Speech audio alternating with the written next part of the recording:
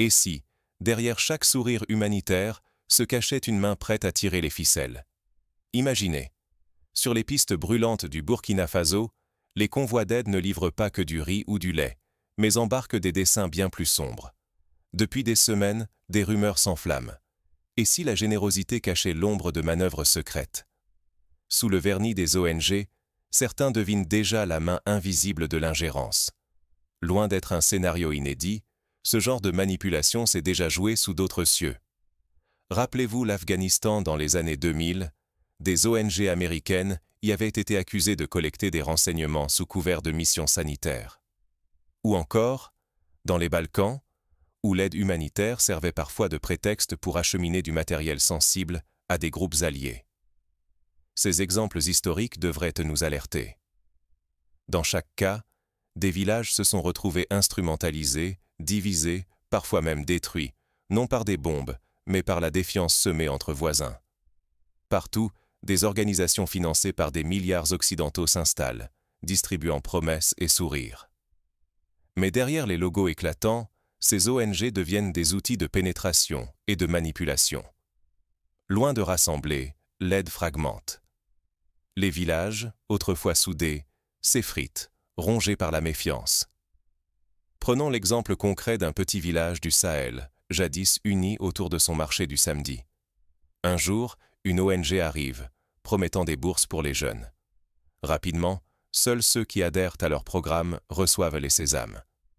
Les autres sont exclus, soupçonnés de sympathiser avec l'ennemi.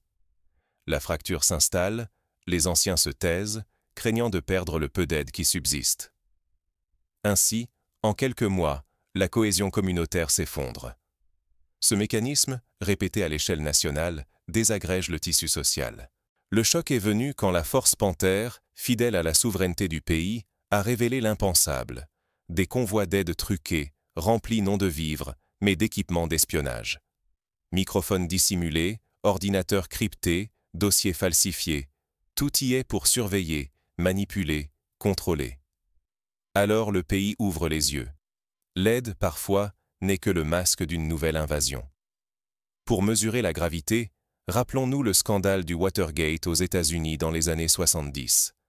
Là aussi, le camouflage, la duplicité, la collecte secrète d'informations ont bouleversé le pays. Mais ici, l'ingérence vient de l'extérieur et vise l'âme même d'une nation déjà fragilisée. La leçon? Les outils changent, l'objectif demeure. Contrôler sans se montrer. Ignorer ce danger, c'est laisser s'éroder, jour après jour, notre capacité à choisir, à faire confiance, à défendre notre souveraineté. Le vrai péril n'est pas qu'on veuille nous aider, mais qu'on efface nos voix, nos ressources, notre futur. Comment en est-on arrivé là? Suivez-nous dans les rouages de cette stratégie invisible. Tout a commencé bien avant la révélation de la force Panthère. Pour comprendre, il faut remonter au moment où l'aide internationale a pris racine dans le pays. L'histoire coloniale s'est-elle vraiment arrêtée en 1960 ou a-t-elle simplement changé de visage? Les baïonnettes ont cédé la place au sourire, les uniformes aux chemises bien repassées des ONG, les promesses de liberté à celles d'aide humanitaire. Cette logique rappelle la fameuse « mission civilisatrice » de la France, brandie au XIXe siècle pour justifier la conquête. À l'époque, on envoyait des instituteurs, des médecins, des prêtres, non pour éduquer ou soigner, mais pour encadrer, surveiller et surtout pour transformer l'imaginaire collectif. Aujourd'hui, les ONG jouent parfois ce rôle. Elles inculquent de nouveaux standards, imposent des priorités, réécrivent l'histoire locale au profit de leurs bailleurs. Depuis des décennies, l'Afrique demeure un échiquier pour les grandes puissances étrangères. Autrefois, l'ordre était imposé par la force et les coups d'État. Aujourd'hui, la mainmise se glisse dans des accords de partenariat, des missions de paix sous mandat international, et surtout, dans une armée d'ONG qui agit comme une marée silencieuse mais puissante. Un exemple frappant, en République démocratique du Congo, la prolifération des ONG après la guerre du Kivu a renforcé la dépendance locale aux financements externes. Résultat? Les autorités ont perdu la main sur des secteurs entiers de l'éducation et de la santé, au profit d'experts étrangers imposant leurs agendas. Ce schéma se reproduit partout où la souveraineté locale est faible. Au Burkina Faso, ce jeu d'ombre n'a rien de nouveau. À chaque crise, une cohorte d'acteurs extérieurs débarque, se présentant en sauveur, alors que les décisions cruciales échappent encore et toujours aux véritables maîtres de la terre. Derrière les colis de riz, d'autres armes se cachent, surveillance, programmes éducatifs biaisés, financement conditionné. Tous ces outils redessinent en silence le destin d'un peuple qu'on prétend aider. Mais quelque chose a changé. Pour la première fois depuis l'indépendance, la riposte ne se murmure plus dans l'ombre. Un nouveau visage s'est imposé. Ibrahim Traoré, à peine âgé de 36 ans, refuse de voir son pays manipulé comme un pion. Sous sa conduite, la force Panthère ose affronter à découvert les réseaux d'ingérence, réclamant haut et fort une ère nouvelle de souveraineté. Ce sursaut rappelle la révolution des œillets au Portugal, ou la prise de conscience des peuples d'Amérique latine dans les années 70, lorsque des gouvernements décidèrent d'exiger respect et contrôle sur leurs propres ressources. L'histoire enseigne que la dignité nationale n'est jamais acquise, elle se gagne dans l'adversité. Ouvrir les yeux sur cette dynamique, c'est comprendre que l'histoire ne se répète que pour ceux qui refusent de la voir. Derrière chaque sourire diplomatique, chaque geste de générosité, une main invisible peut toujours resserrer son emprise. Rester aveugle, c'est accepter que l'avenir du Burkina Faso, et peut-être le vôtre, se décide ailleurs. Mais comment la force Panthère a-t-elle levé le voile sur ce système? Pour le comprendre, il faut plonger dans les coulisses d'une infiltration méticuleusement orchestrée. Quand la charité se mue en cheval de Troie. C'est ainsi que tout a commencé. Sous le masque rassurant de l'aide humanitaire, une opération d'infiltration inédite s'est enracinée au cœur du Burkina Faso. Des ONG occidentales, louées comme des sauveurs, menaient en réalité une guerre silencieuse. Leur mission réelle?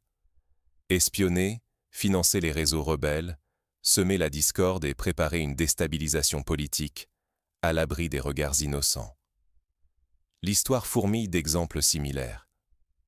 Pendant la guerre froide, la CIA finançait des associations culturelles en Europe pour influencer les élites. En Syrie, au début du conflit, des structures caritatives ont servi de relais logistique aux groupes armés. Les stratégies changent, mais le principe demeure. L'aide humanitaire devient un outil d'influence, de collecte d'informations, voire de subversion. Mais le vernis craque lorsque la force Panthère, unité forgée dans la loyauté envers la terre, découvre l'inimaginable. Dans certains camions d'aide, point de médicaments ni de riz. Ce sont des armes dissimulées, des documents secrets, des appareils de communication cryptés. Ces preuves irréfutables révèlent un lien direct entre plusieurs ONG connues et les services de renseignement occidentaux. Il ne s'agit plus de soupçons, c'est une invasion masquée par le drapeau blanc de la bienveillance. La riposte de la force Panthère est fulgurante. En quelques nuits, ces commandos mènent des opérations chirurgicales, démantèlement des cellules infiltrées, saisie d'innombrables preuves, arrestation ciblée des chefs de réseau. Loin des caméras, tout un système d'ingérence s'effondre dans l'ombre. Mais l'enjeu va bien au-delà d'un simple affrontement. C'est une guerre psychologique et informationnelle où l'objectif n'est plus seulement de neutraliser l'ennemi, mais d'ouvrir les yeux du peuple sur la réalité qui le ronge depuis tant d'années. À cet instant, tout vacille. La crédibilité des ONG, la confiance dans la solidarité internationale, la stabilité interne du pays, la réputation du Burkina Faso sur la scène mondiale, tout est remis en cause. Les réseaux sociaux s'embrasent, la radio bruise de débats, et partout le doute s'installe. Faut-il croire, accuser, défendre? Le Burkina Faso se retrouve face à un choix, continuer à fermer les yeux ou affronter la vérité, aussi brutale soit-elle. Mais le choc ultime survient quand les preuves, incontestables et bouleversantes, éclatent au grand jour. Images, enregistrements, listes de transferts financiers, tout circule, tout explose. Le masque de la charité vole en éclats. Dans cette onde de choc, plus rien ne sera jamais comme avant. Pour illustrer l'ampleur de la révélation, rappelons la publication des Panama Papers en 2016. Lorsque des millions de documents furent divulgués, le monde découvrit l'ampleur de l'évasion fiscale orchestrée par des élites. Au Burkina Faso, La révélation des dossiers d'espionnage et des financements occultes a eu un effet similaire.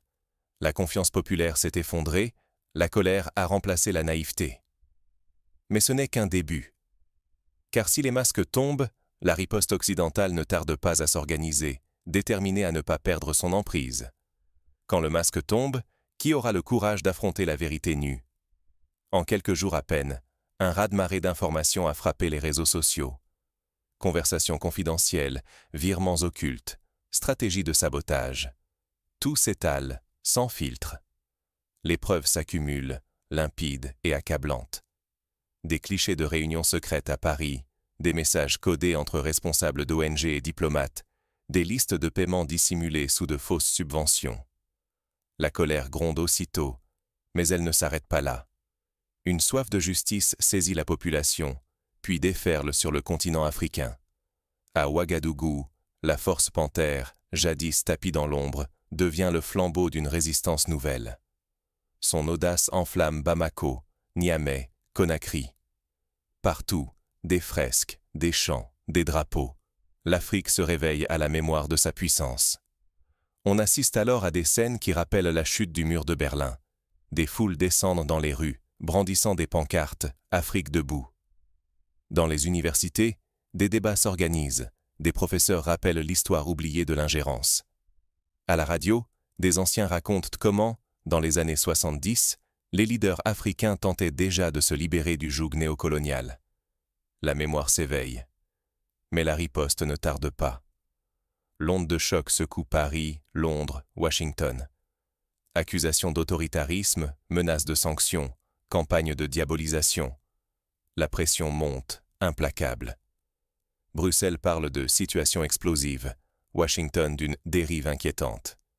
Les grands médias évoquent le spectre de la dictature. Les mots sont lourds, les avertissements sans équivoque.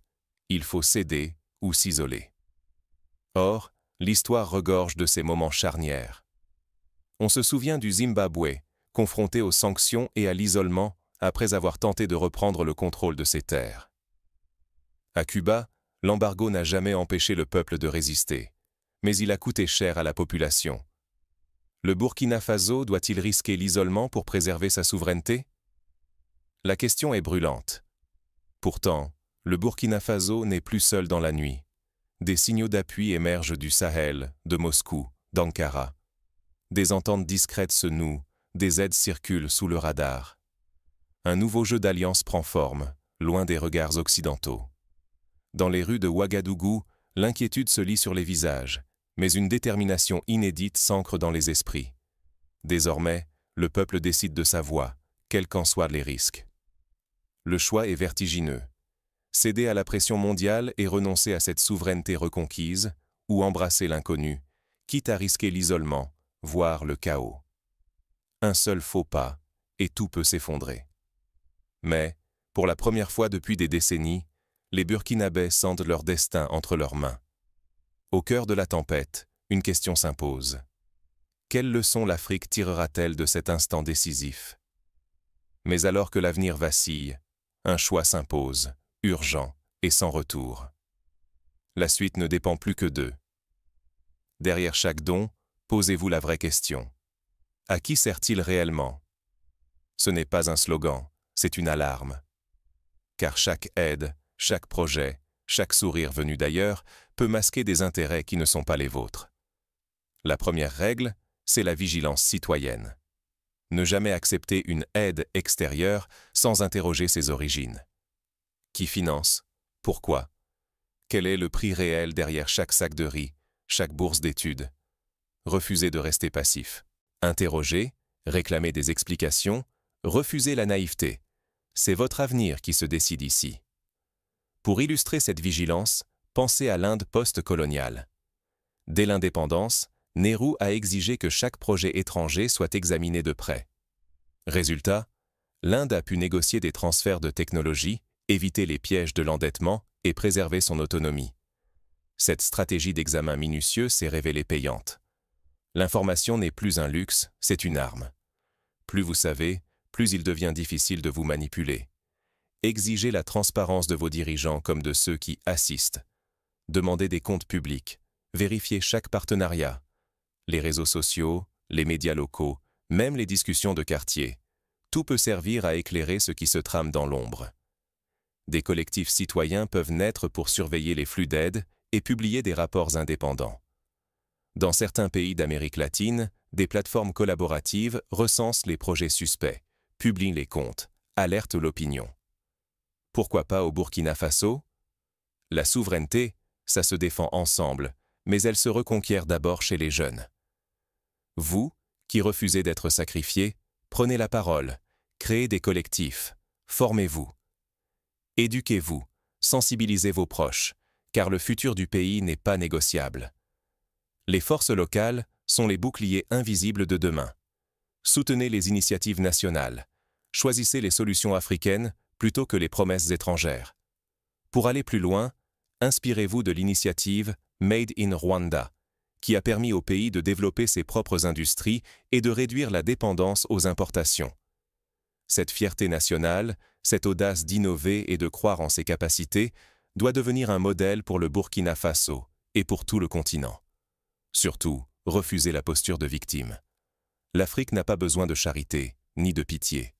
Ce continent n'est plus à vendre. Ce peuple n'est plus à prendre en otage par des discours déguisés en compassion.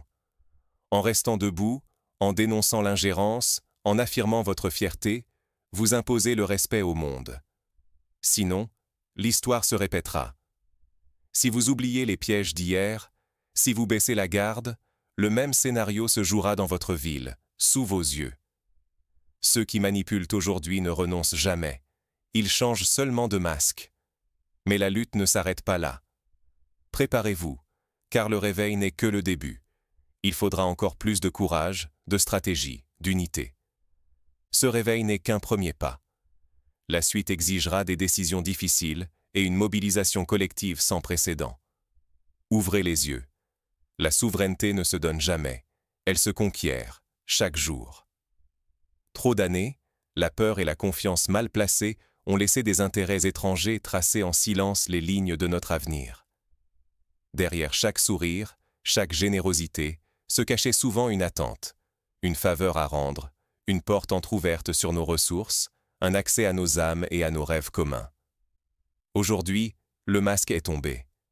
Les preuves, les aveux, les silences gênés des puissants. Tout s'est retrouvé sous la lumière.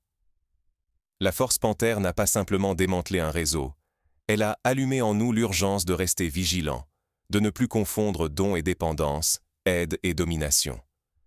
Ne croyez pas que la lutte s'achève ici.